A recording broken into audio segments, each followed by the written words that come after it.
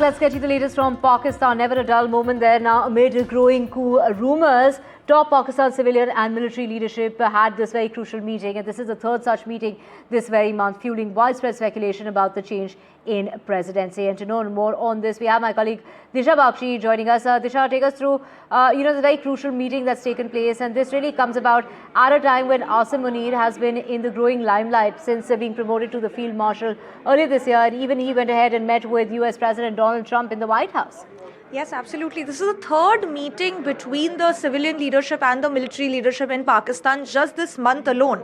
And in fact, this is the first meeting between the two sides since Pakistan Prime Minister Sharif, in fact, dismissed any rumors regarding a possible coup in Pakistan. But it really indicates how this growing engagement between the two sides just this month alone has, increased the speculation around whether Asim Munir has any sort of intentions to become president in Pakistan, and whether in fact Pakistan President Zardari could resign. But in fact, just look at what Pakistan Prime Minister in fact said when he dismissed these rumors, saying that Asim Munir has no desire to become the president of Pakistan and there's no such plan in the making.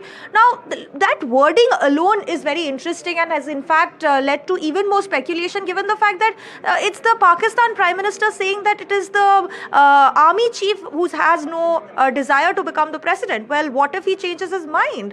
Will that mean that the Pakistan president or the civilian leadership could make way for Asim Munir to become the president? And what does that really mean for Pakistan's political landscape?